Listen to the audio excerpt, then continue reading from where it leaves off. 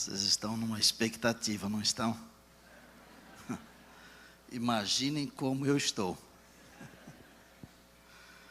Queria agradecer em primeiro lugar a Deus pelo privilégio de voltar a esta colina sagrada. 1980, a Mari e eu chegávamos aqui. Nós esperávamos o nosso primeiro filho, Neumoel Júnior, que está aqui. Hoje um advogado abençoado, casado com a Paulinha, engenheiro ambiental. Obrigado porque vocês servem a Jesus. Isso me enche de alegria. Eles frequentam a Igreja Central de Campinas. Cantam no coral e tocam na orquestra. Quando dá tempo, meu filho até prega. Vai concorrer com o pai. Depois Deus nos deu a Ana Bárbara, que também está aqui. Casada com Marco Júnior. A Ana é formada, pós-graduada, é gerente de recursos humanos da nossa rede Novo Tempo. Eu sou esposo web designer e administrador. Vocês também me enchem de prazer, viu? Queria mandar um beijo para a Rebeca, nessa câmera aqui. Rebeca, aí em Oshawa, no Canadá. Você é demais, minha psicóloga preferida. E ao seu esposo Douglas, pastor, que está hoje nas Filipinas. E eu sei que você está vendo agora, Douglas. Você, o pastor Bill, Evaldo e mais uns 20 e tantos médicos que vocês levaram aí para o evangelismo. Eu vou desafiar vocês. Aqui nas cercanias da colina, vocês podem fazer o que estão fazendo nas Filipinas em 2013. Que tal? Obrigado porque vocês dois, Rebeca e Douglas, pastor Douglas, vocês também me enchem de alegria. Marinha, 33 anos de casamento. Você é uma inspiração para mim. E eu louvo a Deus por você. Ivoneu, só para vocês saberem, ele mora comigo há mais de 30 anos. E dá certo. É o pai dela, mas é mais meu pai. É um conselheiro, um homem de muita sabedoria. Vamos orar. Querido Deus, hoje de manhã, nós estamos tendo sensações incríveis. Tua presença está aqui para abençoar o rebanho. E eu quero te pedir humildemente que eu seja apenas o teu instrumento, nada mais. Pai querido, que a tua palavra brilhe poderosamente agora. E que seja um alimento saudável para todos nós.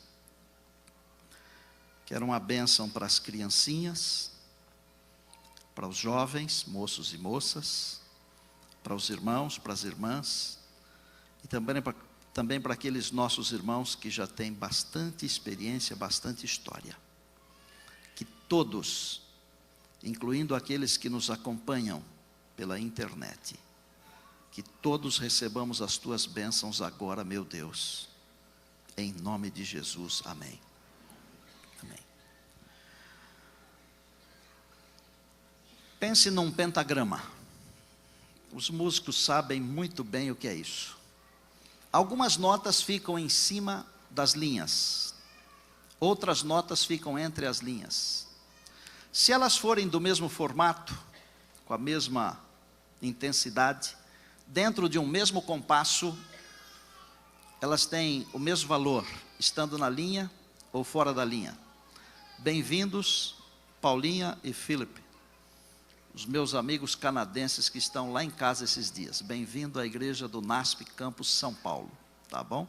Sua mãe que deve estar assistindo, seu pai, sua mãe que devem estar assistindo, Philip, devem estar vendo isso aqui e ouvindo agora, tá bom?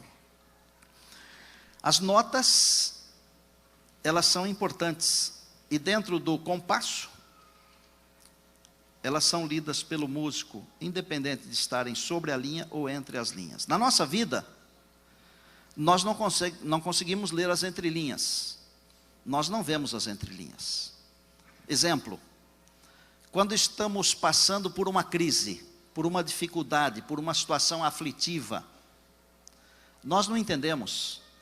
Por vezes a nuvem é tão escura sobre a cabeça e tão densa que a gente não consegue ver o amanhã, não consegue ver nada. Lá na frente, depois que tudo passa, Deus esclarece muitas coisas. Com a bênção de Deus, nós entendemos o que passou, nós compreendemos a direção de Deus, mas na hora em que estamos envolvidos no problema, na dificuldade, nós não conseguimos ver. Deus tem para você e para mim entrelinhas, e esse é o meu assunto, navegando nas entrelinhas de Deus. João capítulo 8 diz assim: Jesus, entretanto, foi para o Monte das Oliveiras. De madrugada voltou novamente para o templo, e todo o povo ia ter com ele, e assentado os ensinava. Os escribas e fariseus trouxeram à sua presença uma mulher surpreendida em adultério, e fazendo-a ficar de pé no meio de todos, disseram a Jesus: Mestre, esta mulher foi apanhada em flagrante adultério, e na lei nos mandou Moisés que tais mulheres sejam apedrejadas. Tu, pois, o que dizes? Verso 6. Isto diziam eles, tentando-o, para terem de que o acusar. Mas Jesus, inclinando-se, escrevia na terra com o dedo. Você conhece essa história muito bem. Eu paro a leitura aqui, mas eu vou comentar o restante, até o verso número 11. Jesus veio do Monte das Oliveiras. Era madrugada. Provavelmente, ele tenha passado a noite em oração. O texto diz que assentado ele ensinava as pessoas que estavam ali ao seu redor. De repente, ainda de manhã, escribas e fariseus trazem uma mulher apanhada em flagrante adultério. E com uma situação, colocam diante do Senhor a situação e diz: na lei nos mandou Moisés que tais mulheres sejam apedrejadas. E tu o que dizes? O verso 6 é a chave da nossa conversa. Isto diziam eles para terem de que o acusar. O propósito era encontrar uma situação para acusar o Senhor Jesus. Quem era essa mulher? Uma pecadora, como você e eu. Aí você olha para o pastor assim e fala: é um santo. Não é. Bom só existe um, disse o Senhor Jesus, é o meu Pai, aquele que está no céu. Todos somos pecadores, e eu dependo da graça de Deus para a salvação, tanto quanto você, tanto quanto qualquer pessoa. Não somos diferentes, nós estamos caminhando na mesma direção, no mesmo barco. Neste aspecto nós somos iguais, dependentes da graça de Deus. Os olhos dela estão faiscando de ódio, os lábios estão tremendo de vergonha, e o coração está disparado de medo. E eles, quem são? Os escribas e fariseus. São os doutores da lei. São adeptos de um segmento religioso muito radical. Eles trazem a mulher para Jesus. Na lei, Moisés mandou que as mulheres fossem apedrejadas. Está certo. No verso 6, a Bíblia diz que eles estavam colocando Jesus numa situação. Vamos pensar um pouquinho aqui. Se Jesus tivesse mandado matar a mulher, olha a situação na cabeça dos escribas e fariseus. Eles diriam assim: mas ele não veio aqui, ele não disse que veio aqui buscar e salvar o perdido, como é que está mandando matar? Outra coisa, ele não pode mandar matar, porque quem tem que mandar matar é Roma. É o governo romano que manda matar.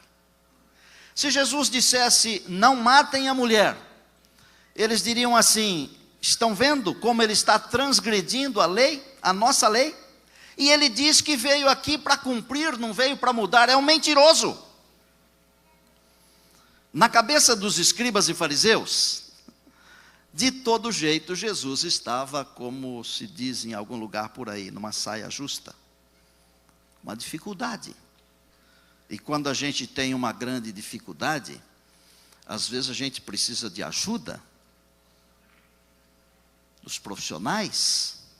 Aqui nós temos diversos, muito competentes, e eu me sinto honrado de pastorear vocês todos. Não só pelos títulos, mas pelas pessoas que vocês representam, e alguns não têm títulos nenhum, mas são pessoas muito importantes para Deus e para mim. Se ele mandasse matar, teria um problema. Se dissesse que não deveria matar, teria um problema. Isso na cabeça dos escribas e fariseus. Por quê? Porque eles não conheciam as entrelinhas de Deus. Há 3 níveis de pessoas com relação ao conhecimento de Deus e da palavra de Deus. O primeiro nível são as pessoas que pegam a palavra de Deus, conseguem entender alguma coisa ou às vezes não entendem nada. É um nível básico. Há um segundo nível, já é melhor. As pessoas entendem a palavra de Deus. Entendem tanto que conseguem explicar até algumas profecias, como as 2.300 tardes e manhãs de Daniel 8,14, por exemplo. Mas existe um terceiro nível, que é bem no alto. Esse é bem alto mesmo, teria que subir lá no último banco do coral. É o nível daqueles que conhecem a palavra de Deus, na sua totalidade, mas conhecem também Deus. Conhecem a mente de Deus. Conhecem não apenas o que Deus escreveu, mas conhecem o Deus que escreveu. Os escribas e fariseus não estavam no primeiro nível. Eles estavam no nível do meio. Eles conheciam tudo da palavra, mas eles não conheciam o Deus da palavra. A pergunta é: isso pode acontecer comigo? Pode acontecer com você? E com você, pode? Pode. Você pode conhecer tudo e não conhecer Deus. Você pode até estar envolvido com as coisas de Deus, mas não envolvido com Deus. Envolvido com a igreja de Deus. E às vezes até petulante demais, mas não envolvido com Deus. Trabalhar na obra de Deus, mas não para o Deus da obra e não com o Deus da obra de Deus. Escribas e fariseus. Agora, eu sou apaixonado por Jesus, por isso que eu quero passar 50 dias e 50 noites com vocês, tratando sobre Ele. Ele sempre tem uma saída com dignidade, com propriedade, com sabedoria, com inteligência. Às vezes a gente precisa aprender dele. Tem que dar tempo. Ele se inclinou, começou a escrever com o dedo na poeira das pedras ali do templo, e ali não é muito difícil ter poeira, porque é quase que um deserto, é fácil demais. Nós vimos isso outro dia lá, não é, filho? Foi maravilhoso ter você comigo, viu? E depois você comigo, filho Juninho também. E eu vi o Wander por aí, o Wander está me tentando. Cadê o Wander? É 2013? Ele está tentando, ele quer fazer uma caravana para lá com o pastor Estina. Não sejam doidos de irem, tá? Mas vão. Jesus se inclinou e começou a escrever na poeira. O que ele escreveu, eu não posso falar para você. Mas aí os escribas e fariseus viram que Jesus não estava dando muita atenção e foram um pouquinho mais ofensivos. Eu vou traduzir numa linguagem estinética aqui para você entender, tá bom? E daí, mestre? O gato comeu a sua língua? Eles eram piores do que isso que eu estou falando, gente. Piores. Podem botar muito pior nisso aí. Vai responder ou não vai? Como eles insistiram, Jesus sempre tem uma resposta. Às vezes a resposta demora um pouco, porque o tempo de Deus é diferente do meu e do seu. Amém? Jesus falou, ela tem que morrer, porque a lei manda, e assim temos que cumprir a lei. Só que tem uma coisa: aquele que mata não pode ser igual ao que morre. Se o que morre é pecador, o que mata não pode ser pecador. E se você quiser matar alguém, se você não for pecador, pode atirar uma pedra. Então não pode, porque todos somos pecadores. A Bíblia diz que todos pecaram e todos pecamos, porque eu também estou no meio, e nós carecemos da glória de Deus. E Jesus foi assim, tão forte quanto eles. Já que vocês querem, toma. Quem não tiver um pecado, atire a primeira pedra. E gente, sabe quando o silêncio toma conta de um ambiente hostil? Foi o que aconteceu ali. Silêncio absoluto. Pá! O silêncio foi quebrado, sabe com o quê? Quando as pedras começaram a cair das mãos deles. E a Bíblia diz que eles começaram a se retirar e foram saindo um a um, começando pelos mais velhos, talvez mais pecadores, não sei, até os mais jovens. Finalmente ficaram só 2 pessoas. Só 2 pessoas. Jesus e a mulher. Eu vou ensinar uma coisa para você aqui. Você pode repetir lá no Vida e Saúde se quiser, tá? A salvação acontece quando no palco da vida só ficam 2 pessoas. Deus e você. Deus e eu. A multidão pode estar aqui, mas se no palco da vida só estiverem essas 2 pessoas, Deus e eu, Deus e você, a salvação acontece nesse momento. E no momento em que todos foram embora, só ficaram 2 pessoas, Jesus e a mulher, a pecadora e o Salvador, o ser humano e o Criador. Ali estava alguém que poderia ter atirado a primeira pedra, porque conforme diz Hebreus 4,15, ele foi tentado em todas as coisas, à nossa semelhança, mas sem pecado. Mas Jesus não veio atirar pedras, louvado seja Deus. Jesus veio para estender a mão e resgatar a humanidade para Deus. Jesus veio buscar você para Deus. Jesus veio buscar a mim para Deus. Ele veio nos conduzir de volta ao reino do eterno Pai. Louvado seja o Senhor. E a pergunta de Jesus abre o compasso para a mulher mudar o seu estado.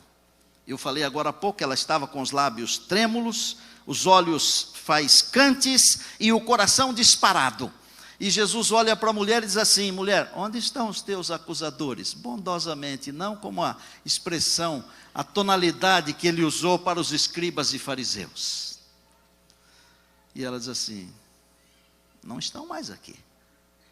Eles foram embora. Eles foram. Eles não te condenaram? Não. E o que Jesus falou? Eu também não te condeno. Vai e não peques mais. Aqueles escribas e fariseus jamais poderiam imaginar que nas entrelinhas de Deus estava escrito o seguinte: a maior bênção da vida daquela mulher pecadora foi o fato de os escribas e fariseus a levarem aos pés de Jesus. Isso estava escrito nas entrelinhas de Deus.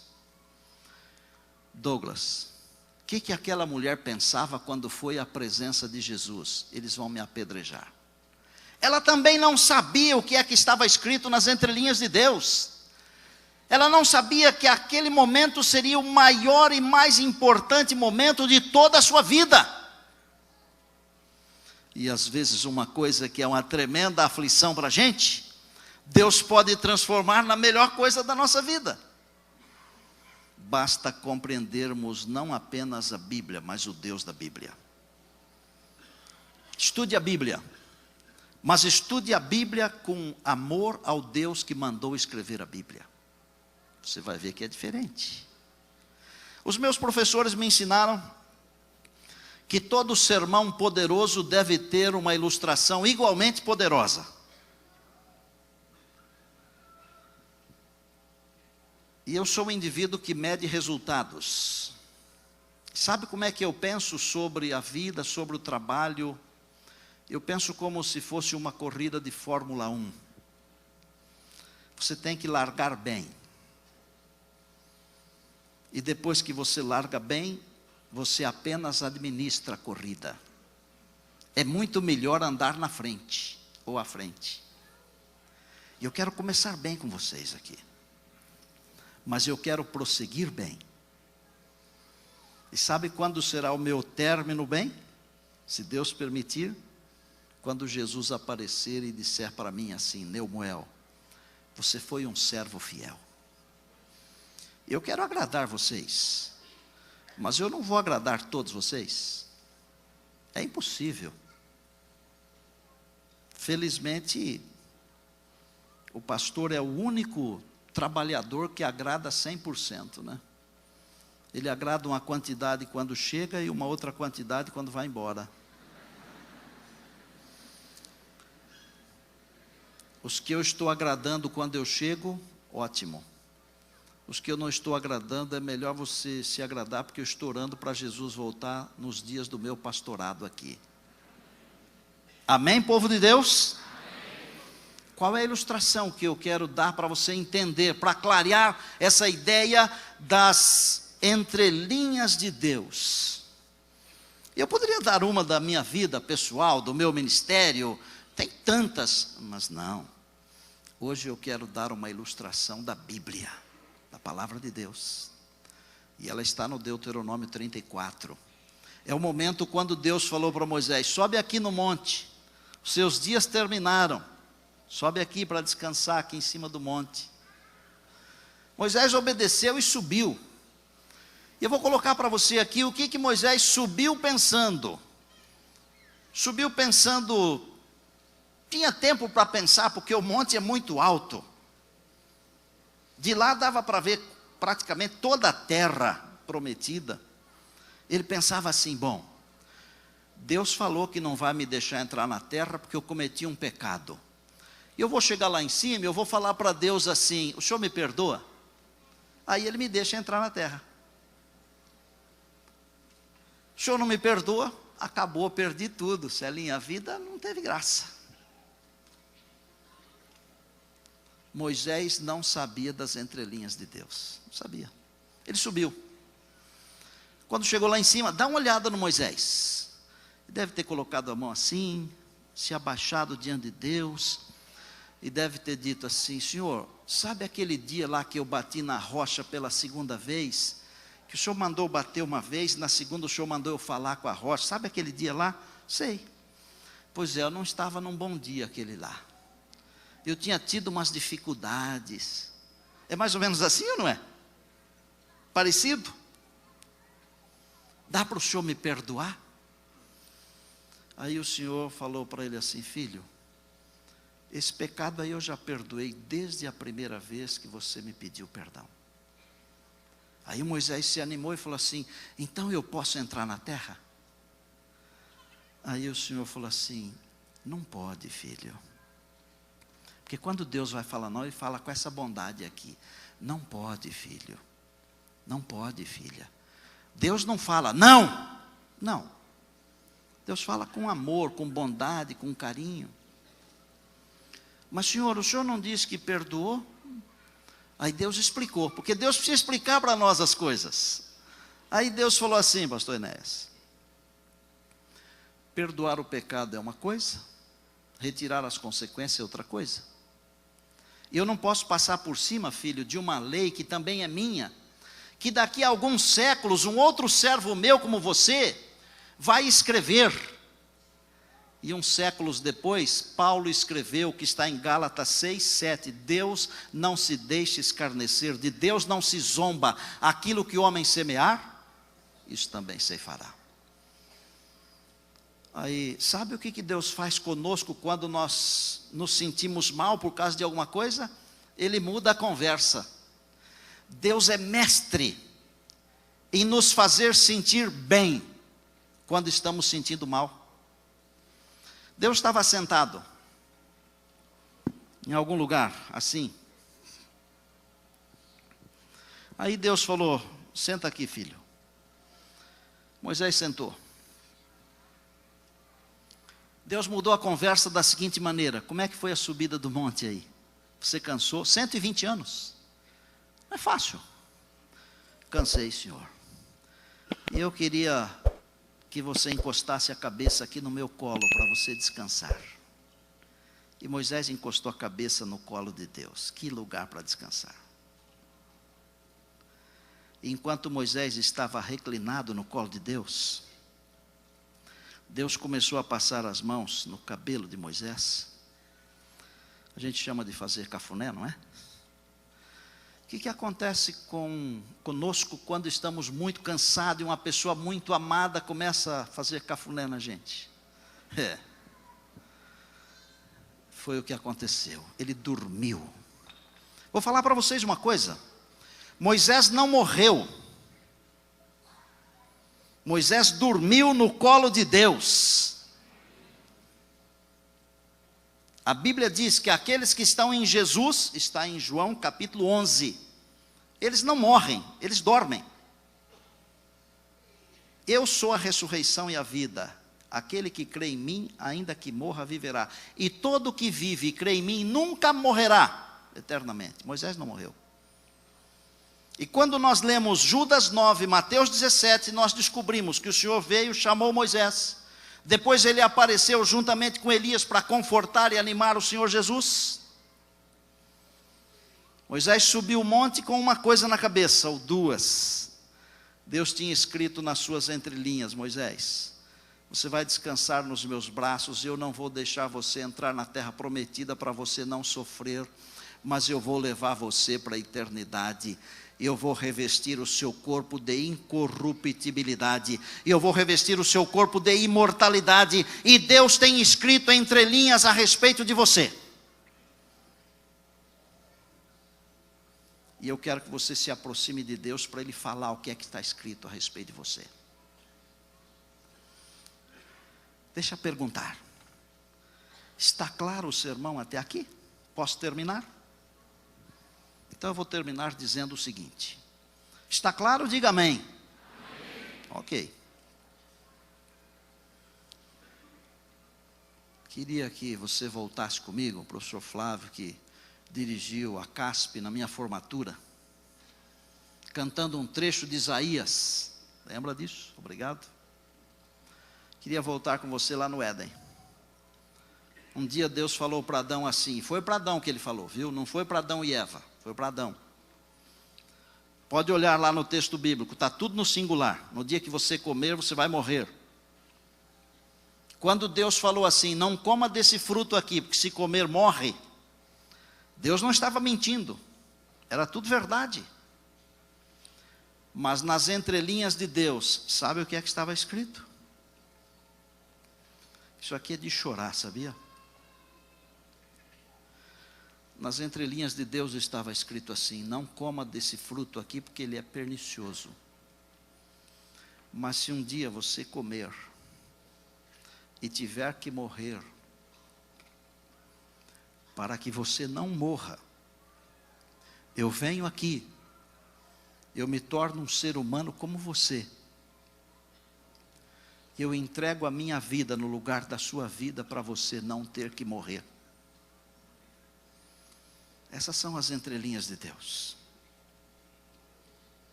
Eu quero fazer uma oração com aqueles que gostariam que Deus revelasse as entrelinhas na sua vida. Se você tem alguma coisa que não está resolvida na sua vida, eu quero chamar você para vir aqui perto de mim. Agora. Vou pedir para Deus ajudar você, para Deus resolver para você, para Deus revelar para você. Nas entrelinhas de Deus, navegue nas entrelinhas de Deus.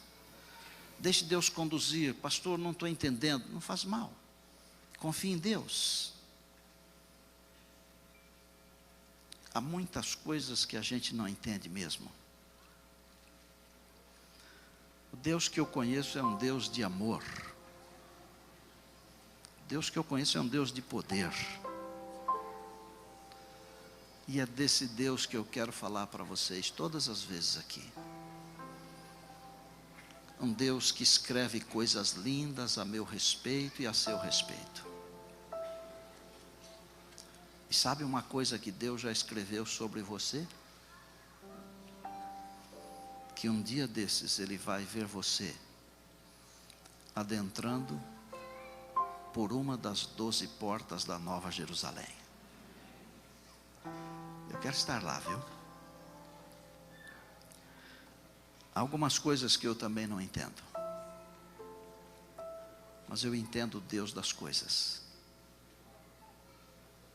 Há uns sofrimentos aí pelos quais eu não gostaria de ter passado ou passar, mas eu entendo o Deus que me sustenta no meio do sofrimento. E Deus tem entrelinhas para nós. Feche os seus olhos, querido Pai. Dá uma olhada aqui, ó. São centenas, milhares. São filhos e filhas. Algumas coisas a gente não consegue entender.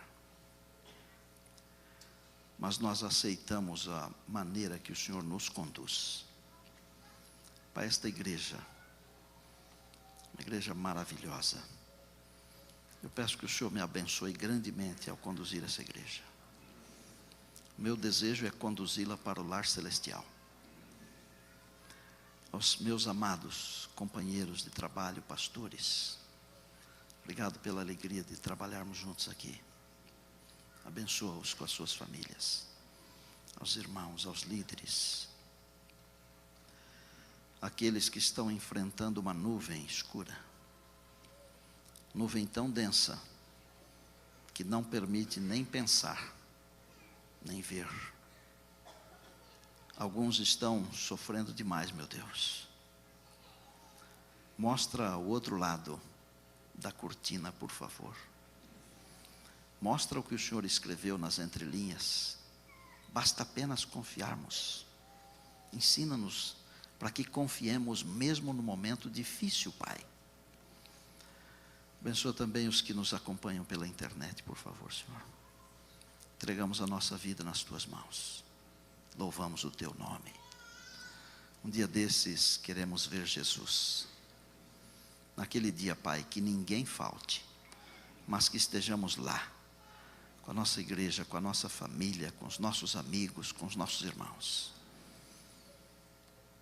Em Jesus oramos, amém.